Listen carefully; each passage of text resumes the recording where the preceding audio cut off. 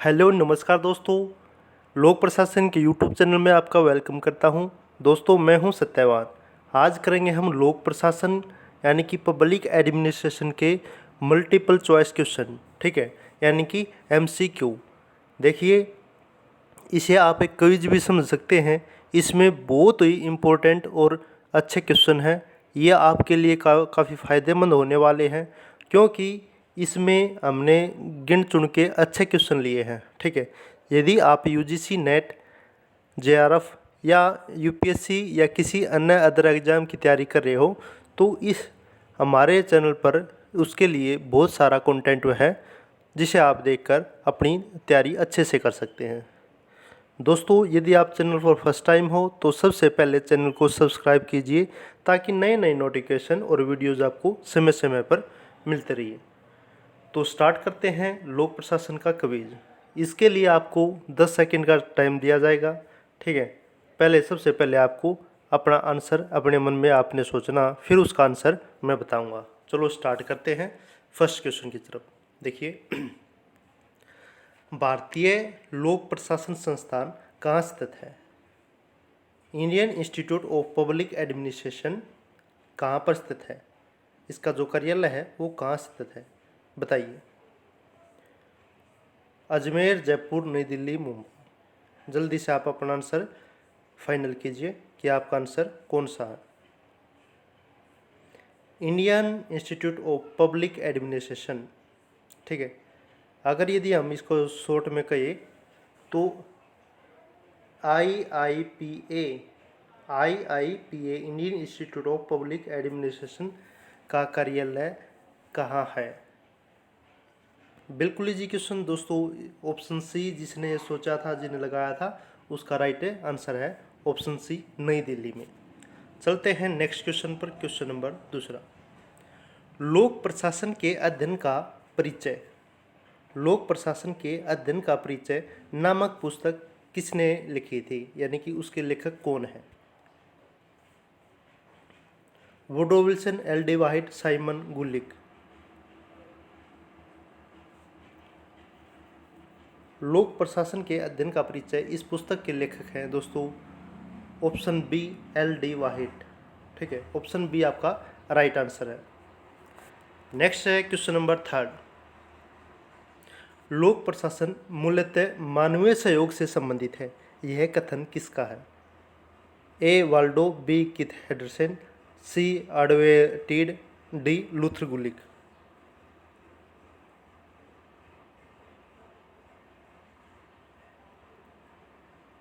जल्दी से।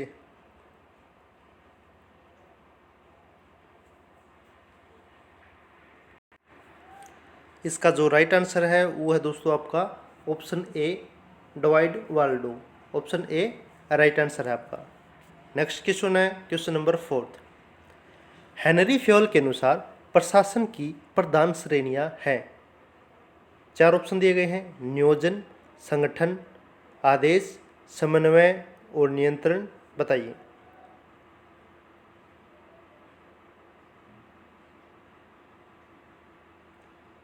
Henry Fayol के अनुसार प्रशासन की श्रेणियां कौन सी हैं? इसका राइट आंसर दोस्तों ऑप्शन सी, 1 2 3 4। नियोजन भी है, संगठन भी, आदेश भी, समन्वय और नियंत्रण भी, ठीक है। क्वेश्चन नंबर 5, प्रशासन का वास्तविक सार वह मूल सेवा है जो जनसाधारण के लिए की जाती है, यह कथन किसका है? यह कथन किसने कहा था? ए फिफनर, बी बिलोबी, सी निग्रो, डी लूथर गुलिक। इसका राइट आंसर दोस्तों ऑप्शन सी, निग्रो। प्रशासन का वास्तविक सार वह मूल सेवा है जो जनसाधारण के लिए की जाती है, यह कथन निग्रो ने कहा था। चलते हैं क्वेश्चन नंबर 6 की तरफ, लोक प्रशासन की विशेषताओं के संबंध में असत्य को चुनिए।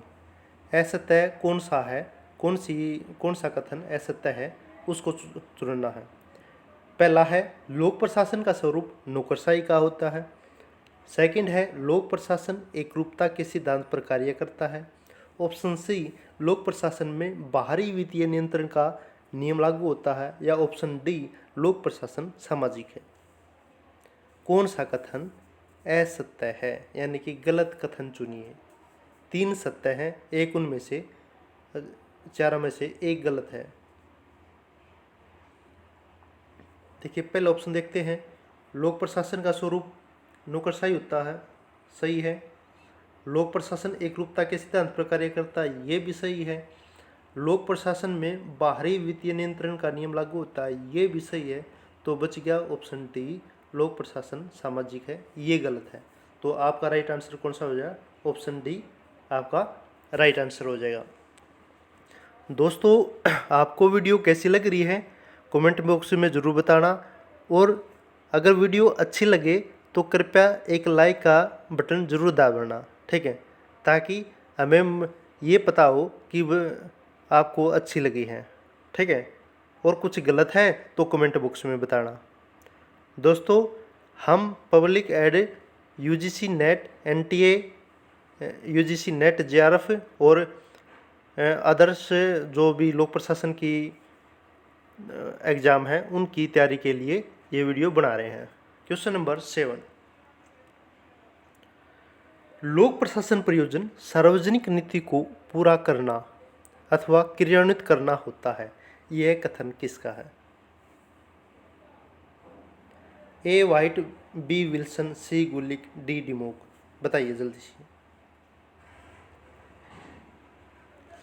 राइट आंसर दोस्तों option A L D white. L D white ने कहा था कि लोक प्रशासन प्रयोजन सार्वजनिक नीति को पूरा करना या क्रियान्वित करना होता है, ठीक है। इन्होंने लोक प्रशासन की एल डी वाइट ने डेफिनेशन दी थी। क्वेश्चन नंबर 8, कानून को क्रियात्मक रूप प्रदान करने के लिए सरकार जो कार्य करती है वही प्रशासन है, यह कथन किसका है? ए हार्वे वाकर, बी विल्सन, सी गुलिक, डी डिम। जल्दी से सोचिए, गैस कीजिए कि आपका आंसर कौन सा है आपके हिसाब से। यदि आपको नहीं भी आता फिर भी आप गैस कीजिए। देखिए यूजीसी हर बार कम से कम 4 से 5 डेफिनेशन जरूर पूछ रही है, तो आपको मोस्ट इम्पोर्टेंट जो डेफिनेशन है वो याद रखनी है। राइट आंसर दोस्तों इसका option A Harvey walker. Harvey walker ने ये कहा था कि कानून को क्रियात्मक रूप प्रदान करने के लिए सरकार जो कार्य करती है वही प्रशासन है। क्वेश्चन नंबर 9, नवीन लोक प्रशासन की प्रमुख विशेषता कौन सी है? ए प्रासंगिकता, बी मूल्य, सी सामाजिक समता, डी परिवर्तन, और ई है राजनीतिक प्रशासन विभाजन पर बल। बताइए कौन सी इसकी प्रमुख विशेषता है? देखिए हमने लोक प्रशासन पर एक वीडियो बनाई थी, नवीन लोक प्रशासन पर, उसमें मैंने बताए थे इसकी विशेषताओं के बारे में, ठीक है। नवीन लोक प्रशासन पर वो कंप्लीट वीडियो है, बहुत अच्छे ढंग से, बिल्कुल सिंपल और साधारण शब्दों में। इसका जो राइट आंसर है दोस्तों ऑप्शन डी 1 2 3 4। प्रासंगिकता भी है यानी कि रिलीवेंस, बी वैल्यू जिसे मूल्य कहते हैं, सी सामाजिक समता यानी कि सोशल इक्वलिटी, और डी है परिवर्तन यानी कि चेंजेज।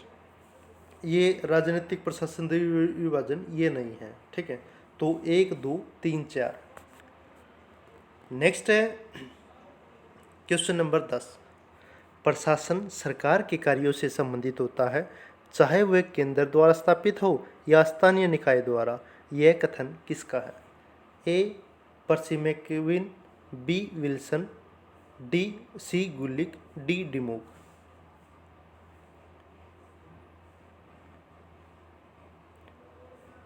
यदि दोस्तों आपने ऑप्शन ए चुना है तो आपका राइट आंसर है ऑप्शन ए पर्सी मैकविन।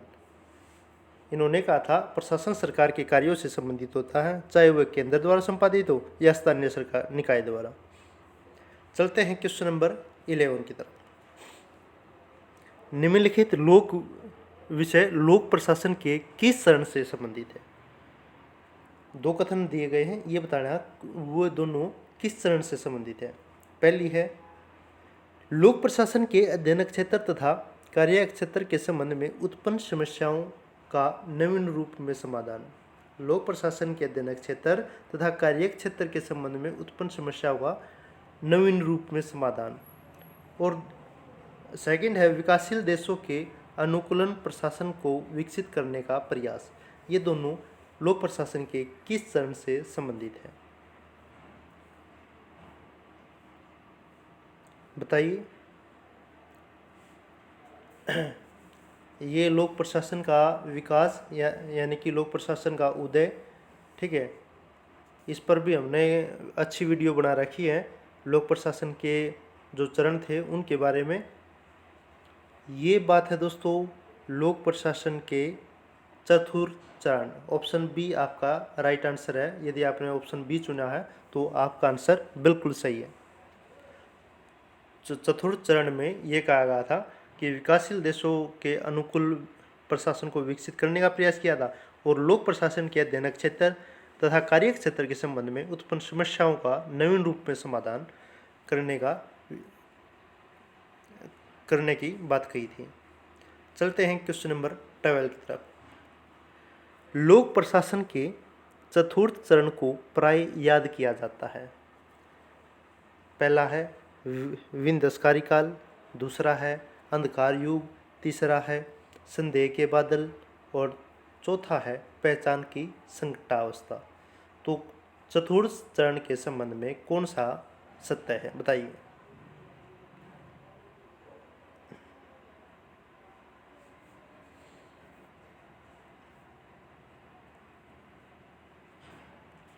देखिए चतुर्थ चरण के संबंध में सत्य है। देखिए भाई, विंध्यस्कारी काल ये नहीं है, अंधकार युग ये है, ठीक है। फिर संदेह के बादल ये नहीं है, पहचान की संकटावस्था ये है। तो आपका आंसर हो गया ऑप्शन सी से 2 और 4। चतुर्थ चरण है तो उसमें पहचान की संकटावस्था और अंधकार युग इसे कहा जाता है, क्योंकि लोक प्रशासन अपनी पहचान बनाने में कामयाब नहीं हो रहा था, तो उसके लोक प्रशासन के लिए वो अंधकार का युग था, ठीक है। तो ये दोनों ऑप्शन चतुर्थ चरण में आते हैं। चलते हैं क्वेश्चन नंबर 13 की तरफ। सल्तनत कालीन प्रशासन राजस्व विभाग किस नाम से जाना जाता था? ए मजलिस ए खलवत, बी दीवान ए विजारत, सी दीवान ए अरज, डी दीवान ए इंसा। बताइए। यदि आपने ऑप्शन बी चूज किया है दीवान ए विजारत, तो आपका आंसर बिल्कुल राइट है। सल्तनत काल में जो प्रशासन राजस्व विभाग होता था वो दीवान ए विराजत के नाम से जाना जाता था। चलते हैं क्वेश्चन नंबर 14 की तरफ। देखिए सल्तनत काल में विदेश विभाग किस नाम से जाना जाता था? ऑप्शन वही है।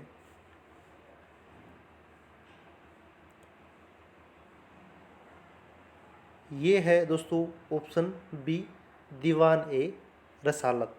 दीवान ए रसालत के नाम से विदेश विभाग को जाना जाता था। नेक्स्ट है क्वेश्चन नंबर 15।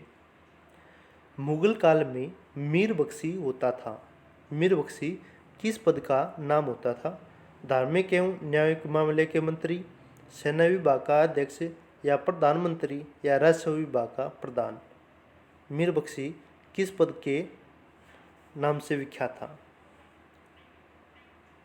यदि आपने ऑप्शन बी चूज किया है तो आपका राइट आंसर है। सेना विभाग का जो अध्यक्ष था उसे मीर बख्शी के नाम से बोलते थे मुगल काल में।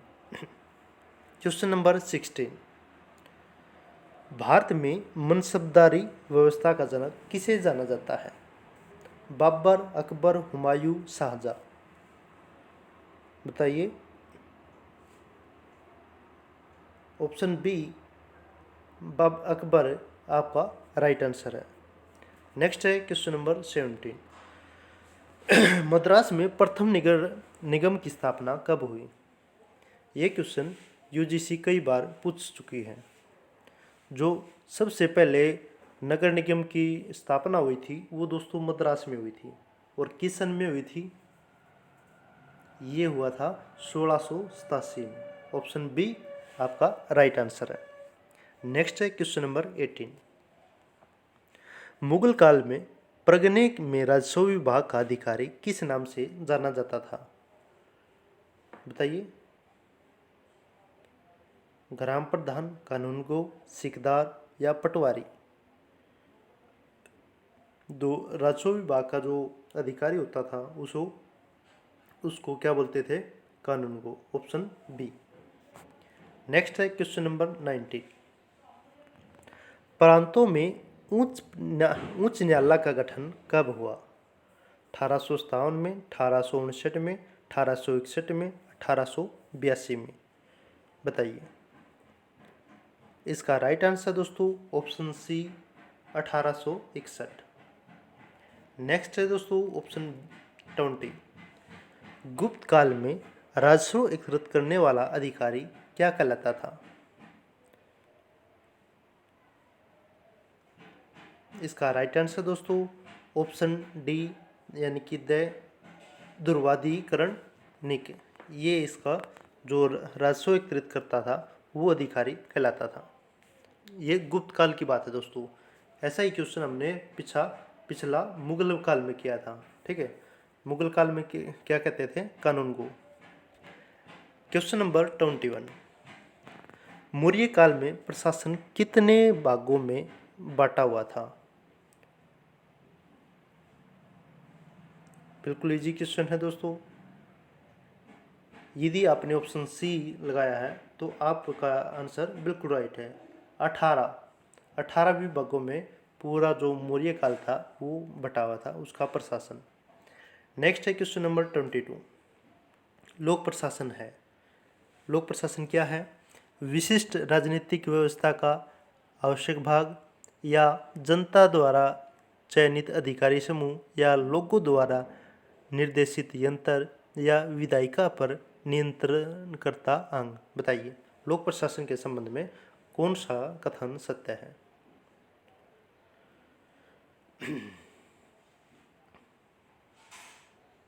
जल्दी से बताइए। Option A is the right answer. विशिष्ट राजनीतिक व्यवस्था का आवश्यक अंग क्या है? लोक प्रशासन कहलाता है। Question number 23। लोक प्रशासन सार्वजनिक नीतियों को लागू करने का कार्य करता है। यह परिभाषा किसने दी थी? वुड्रो विल्सन ने, एल.डी. वाइट ने, साइमन ने, गुलिक ने। बताइए।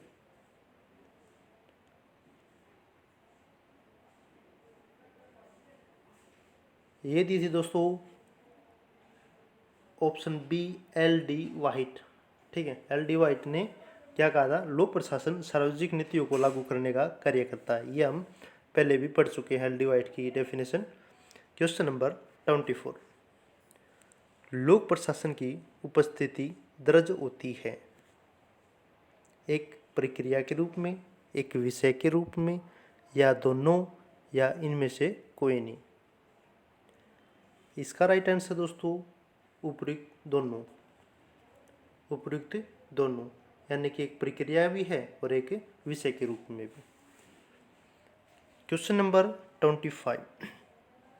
हायरार्की यानी कि पद सोपान, जिसे हिंदी में क्या बोलते हैं? पद सोपान। ठीक है। पद सोपान पर भी बहुत अच्छी वीडियो बना रखी है दोस्तों। यदि आपने अभी तक नहीं देखी है कृपया करके देखें। उसके कंप्लीट बताया है पद सोपान क्या होता है, क्या पद सोपान के लाभ है, क्या हानि है। ठीक है। तो क्या है तात्पर्य? क्या है? निम्न स्तर से उच्च स्तर का शासन, या उच्च स्तर से निम्न स्तर का शासन, या समकक्ष से उच्च स्तर का शासन, या इनमें से कोई नहीं।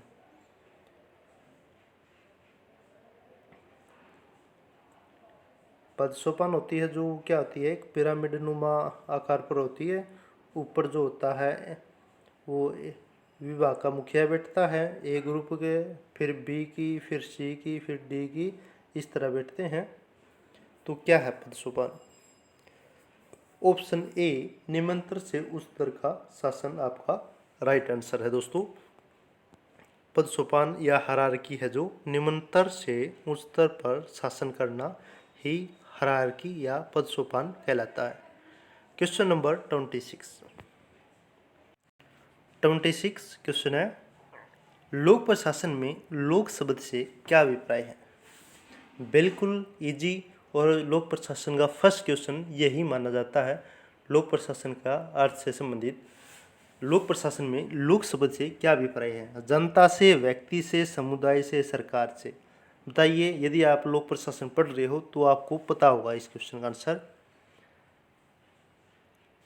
यहाँ पर जो इसका संबंध है वो है दोस्तों ऑप्शन डी सरकार से, ऑप्शन डी सरकार से, ऑप्शन डी सरकार से। लोक शब्द का मतलब है सरकार। क्वेश्चन नंबर 27, लोक प्रशासन एक दो धारी औजार है जैसे कैंची की दो धारें। लेवियस मेरियम के इस कथन में दो धारों से क्या तात्पर्य है? ऑप्शन ए पोस्ट कोर्प संबंधी ज्ञान तथा विषय वस्तु का ज्ञान, ऑप्शन बी राजनीति एवं शासन, ऑप्शन सी प्रशासन एवं प्रबंधन, ऑप्शन डी जनप्रतिनिधित्व एवं नौकरशाही। ये जो दो धार हैं, तो दो धार क्या बताई हैं, बताइए। लेविस मेरियम के अनुसार दो धारें क्या है? ये हैं दोस्तों ऑप्शन ए पोस्ट कोर्प संबंधी ज्ञान तथा विषय वस्तु का ज्ञान। ये बताए हैं दो धार। एक धार है पोस्ट कोर्प संबंधी ज्ञान और दूसरा है विषय संबंधी ज्ञान। ऑप्शन ए आपका राइट आंसर है। दोस्तों आप इन क्वेश्चन को लिख भी सकते हैं, कॉपी पेन में नोट डाउन कर सकते हैं, ठीक है। बहुत अच्छे क्वेश्चन है ये। तो हमने 50 क्वेश्चन इससे पहले भी एक वीडियो में लाए थे, मल्टीपल चॉइस क्वेश्चन, तो वो भी आप लिख सकते हो, ठीक है। हमारी सभी वीडियो ज़रूर देखें, आपके लिए काफ़ी फ़ायदेमंद होगी, जिनका लिंक डिस्क्रिप्शन बॉक्स में दिया गया है। यदि आप चैनल को सर्च करना चाहते हो तो पब्लिक एडमिनिस्ट्रेशन या लोक प्रशासन के नाम से सर्च कर सकते हो। क्वेश्चन नंबर 28, प्रशासन यानी कि एडमिनिस्ट्रेशन शब्द की उत्पत्ति किस भाषा से हुई है? अंग्रेजी से, लैटिन से, जर्मन से, कन्नड़ से। जल्दी से बताइए, इसका आपने पता भी होगा। देखिए पब्लिक एड में जितने भी लगभग शब्द लिए गए हैं वो दोस्तों, यानी कि मैं ये कह सकता हूँ 75%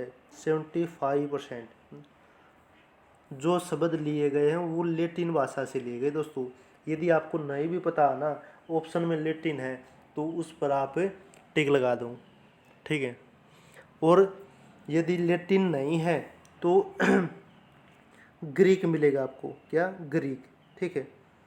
तो इन दो पर आपने 75% ये मान के चलना है। यदि नहीं पता है तो फिर तो आपने लगाना ही, लेकिन पब्लिक एड पढ़ रहे हो तो 75% आपका आंसर ठीक होगा, लैटिन पे टिक करोगे। चलते हैं क्वेश्चन नंबर 29 पर। प्रशासन और लोक प्रशासन में मूलभूत अंतर है। राजनीतिक संदर्भ में, तकनीकी का, सी कार्य का, डी है अर्थव्यवस्था का। बताइए।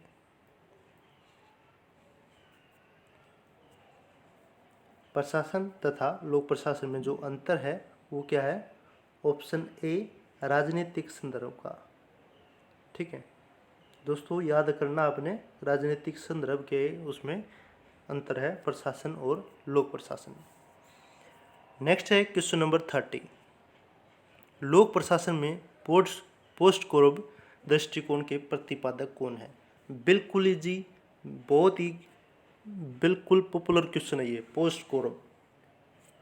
ये 11th 12th में भी पूछे जाते हैं पोस्ट कोर्प। इसके जो प्रतिपादक है वो है कौन दोस्तों?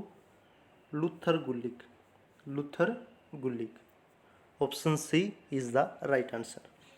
आपको पोस्ट कोरब का भी पता होना चाहिए भाई पोस्ट कोरब क्या है।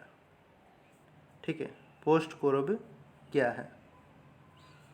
पी फॉर दोस्तों होता है planning, P for planning, O for organisation, S for staffing, D for direction, C O यहाँ पर दोनों का एक है coordination, R for reporting, B for budgeting. ठीक है, फिर बताता हूँ हिंदी में। पी फॉर प्लानिंग यानी कि योजना बनाना, ओ फॉर ऑर्गेनाइजेशन यानी कि संगठन बनाना, एस फॉर स्टाफिंग यानी कि स्टाफ तैयार करना, डी फॉर डायरेक्शन यानी कि निर्देशन देना, को फॉर कोऑर्डिनेशन समन्वय या तालमेल, आर फॉर रिपोर्टिंग यानी कि प्रतिवेदन तैयार करना, बी फॉर बजटिंग यानी कि बजट तैयार करना या बजट बनाना। ठीक है, ये पोस्ट कोरब की फुल फॉर्म है। क्वेश्चन नंबर 31, पोस्ट कोरब में ओ का क्या अर्थ है। बताया था भाई ओ फॉर ऑर्गेनाइजेशन यानी कि संगठन। ऑप्शन ए आपका राइट आंसर है। नेक्स्ट है 32, लोक प्रशासन का प्रमुख उद्देश्य है। बताइए कौन सा लोक प्रशासन का प्रमुख उद्देश्य है। मुनाफा करना, नियंत्रण करना, जन कल्याण या उपरोक्त सभी। देखिए मुनाफा करना ये तो बिल्कुल गलत है।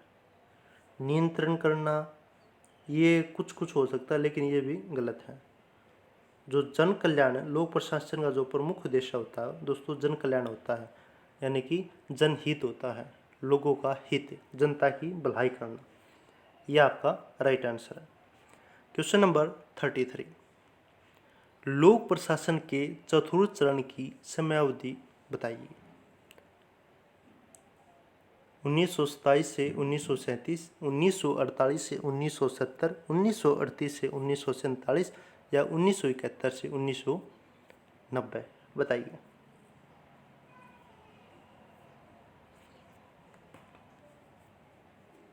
लोक प्रशासन के चतुर्थ चरण की समयावधि। यदि आपने दोस्तों ऑप्शन बी टिक किया तो आपका आंसर बिल्कुल राइट है, 1948 से लेकर 1970। ठीक है दोस्तों, आपने बतानी है लोक प्रशासन की तीसरी अवधि, लोक प्रशासन के तृतीय चरण की समयावधि कमेंट बॉक्स में कमेंट करके बतानी है। ठीक है, और फर्स्ट और सेकंड की मैं बता देता हूँ। पहली थी वो 1887 से आरंभ मानी जाती है, 1887 से 1926 तक फर्स्ट चरण। सेकंड है 1927 से 1937 और चतुर्थ है ये, और पांचवा है 1971 से अब तक। ठीक है, क्वेश्चन नंबर 34, सिद्धांतों का श्रवण काल किस चरण को कहा जाता है। प्रथम चरण, द्वितीय चरण, तृतीय चरण या पंचम चरण को।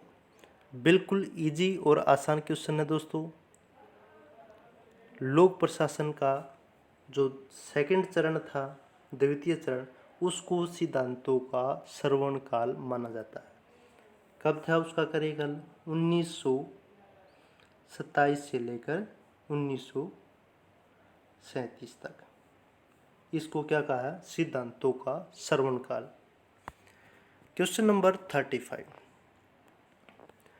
कार्योन्मुखी दृष्टिकोण के साथ लोगों की अपेक्षाओं पर खरा उतरने की कोशिश लोक प्रशासन के किस चरण की मूल विषय वस्तु थी। प्रथम चरण, द्वितीय चरण, तृतीय चरण या पंचम चरण। फिर बता देता हूँ, क्वेश्चन रिपीट कर देता हूँ। कार्योन्मुखी दृष्टिकोण के साथ लोगों की अपेक्षाओं पर खरा उतरने की कोशिश किस चरण की थी। वो थी दोस्तों पंचम चरण की, पांचवें चरण की, यानी जिसका कार्यकाल 1971 के बाद का रहा। उसकी जो प्रमुख वो थी वो लोगों की अपेक्षाओं पर खरा उतरना था। क्वेश्चन नंबर 36, लोक प्रशासन का पंचम चरण की समयावधि ये दोस्तों मैं आपको बता चुका हूँ, 1971 से के बाद की थी। तो कुछ विद्वान 1971 से 1990 तक मानते हैं, लेकिन कुछ मानते हैं 1971 से अब तक। क्वेश्चन नंबर 37, लोक प्रशासन के पिता कौन है? Very important question. लोक प्रशासन के पिता, ये आपको पता होना बहुत ज़रूरी है। ये थे दोस्तों Woodrow Wilson. Woodrow Wilson, option C Woodrow Wilson. आपने बताना है कमेंट बॉक्स में अमेरिकी लोक प्रशासन के पिता कौन हैं। आपने कमेंट बॉक्स में बताना है अमेरिकी लोक प्रशासन के पिता का नाम। ठीक है, देखते हैं कितने बताते हैं, कितने राइट आंसर देते हैं। अमेरिकी लोक प्रशासन का पिता किसे कहा जाता है? ठीक है, क्वेश्चन नंबर 38 की, नवीन लोक प्रबंध शब्द को सर्वप्रथम 1990 में किसने गढ़ा था? ये शब्द, इसकी संरचना किसने की थी? नवीन लोक प्रबंध यानी कि new public management, NPM, new public management शब्द को सर्वप्रथम 1990 में किसने रचा था? A Adams Wolfer, B Christopher Hood, C Jurgen Habermas और डी चार्ल्स वर्थ। इसका राइट आंसर है दोस्तों option B Christopher Hood. Christopher Hood ने सर्वप्रथम 1990 में NPM शब्द को का यूज किया था। क्वेश्चन नंबर 39, मौर्य काल में प्रशासन की सबसे छोटी इकाई कौन सी थी? नगर, ग्राम, समारता, पेट। इसका राइट आंसर दोस्तों ग्राम। नेक्स्ट है 40, गुप्त काल में राजपद था निर्वाचित, मनोनीत, वंशानुगत या मनोनीत और वंशानुगत दोनों? बताइए। गुप्त काल में जो राजा का पद था वो कैसा था? वो था दोस्तों, आपको पता भी होगा, पढ़ा होगा, वंशानुगत, यानी कि एक के बाद एक, यानी कि ब्लड रिलेशन से। ठीक है, आप ब्लड रिलेशन से मान सकते हो, रक्त संबंध का, यानी कि दादा फिर पिता फिर बेटा फिर उसका बेटा, तो ये है वंशानुगत। ठीक है, तो गुप्त काल में राजपद था वंशानुगत। क्वेश्चन नंबर 41, गुप्त साम्राज्य का सबसे बड़ा अधिकारी जो राजा द्वारा केंद्रीय प्रांतों में नियुक्त किया जाता था वह कौन था? ए महादंडनायक, बी पुष्पपाल, सी कुमारामात्य और डी दंडपाशिक। ऑप्शन सी कुमारमात्य आपका राइट आंसर। दोस्तों ये क्वेश्चन हिस्ट्री के नहीं है, ये पॉलिटिकल साइंस के हैं, क्योंकि ये क्वेश्चन पूछे जा चुके हैं। ठीक है, प्रशासन से संबंधित, ये प्राचीन प्रशासन की बात करें हम तो वह ये भी आपने पढ़ना बहुत ज़रूरी है।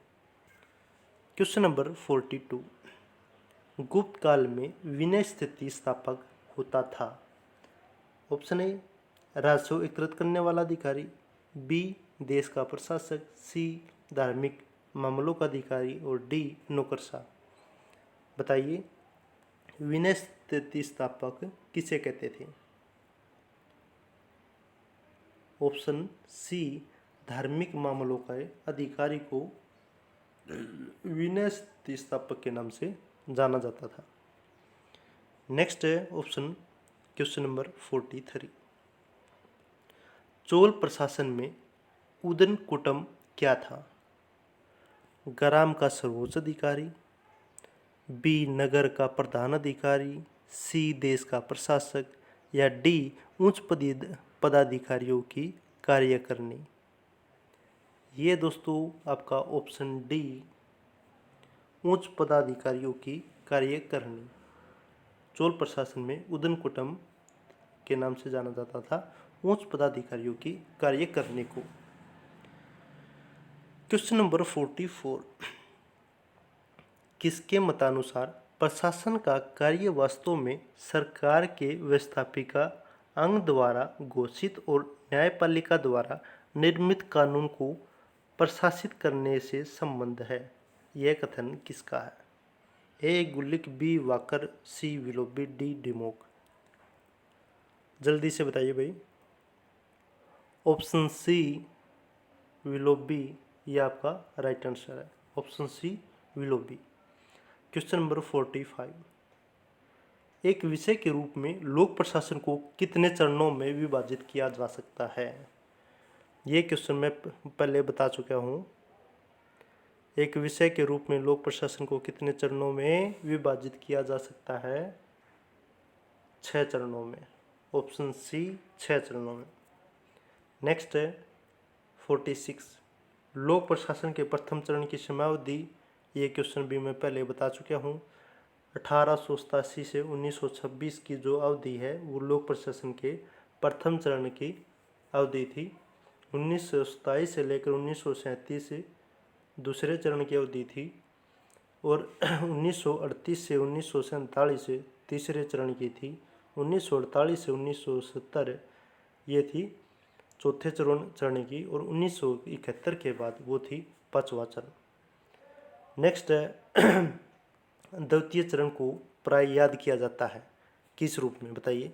रूढ़िवादी काल, मूल्य शून्यता काल, या राजनीतिक प्रशासन द्वैतवाद, यांत्रिक दृष्टिकोण काल, और 5वां है शास्त्रीय दृष्टिकोण का काल। बताइए किस नाम से याद किया जाता है लोक प्रशासन के सेकंड चरण को?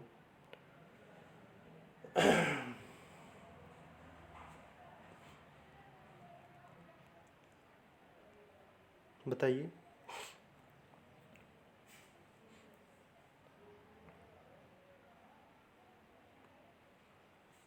जल्दी से बताइए भाई, सोचिए। देखिए, रूढ़िवादी काल नहीं है, मूल्य शून्यता काल नहीं है, यांत्रिक दृष्टिकोण काल नहीं है, शास्त्रीय दृष्टिकोण काल नहीं है। बच गया क्या?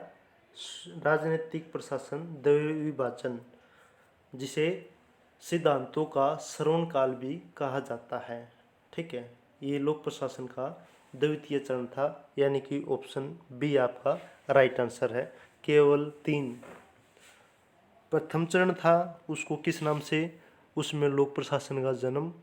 ठीक है, फिर राजनीतिक प्रशासन द्विविभाजन। ठीक है। नेक्स्ट है आंसर क्वेश्चन नंबर 48।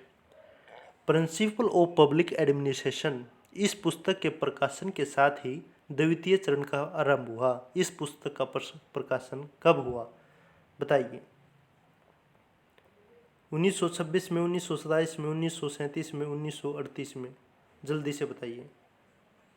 1927 आपका बिल्कुल राइट आंसर है। 1927 में। ठीक है। और लोक प्रशासन का सेकंड चरण कब हुआ था? 1927 से आरंभ हुआ था। ठीक है, 1927 से 1937 में। तो किस पुस्तक के साथ? Principle of public administration. आपने कमेंट बॉक्स में इसके राइटर का नाम बताना है। ये जो यह पुस्तक है प्रिंसिपल ऑफ पब्लिक एडमिनिस्ट्रेशन, इसका राइटर कौन था? Question number 49। लोक प्रशासन के तीसरे चरण की अवधि थी, ये आपको पता है, ये पहले मैं बता चुका हूँ। नेक्स्ट 50 क्वेश्चन है, लोक प्रशासन कभी विज्ञान नहीं बन सकता, यह विचार किस विद्वान का है? बताइए। Option A Willoughby, option B Finer, option D C Simon, option D रिग्ज।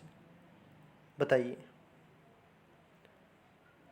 लोक प्रशासन कभी विज्ञान नहीं बन सकता, ये कथन किसका है?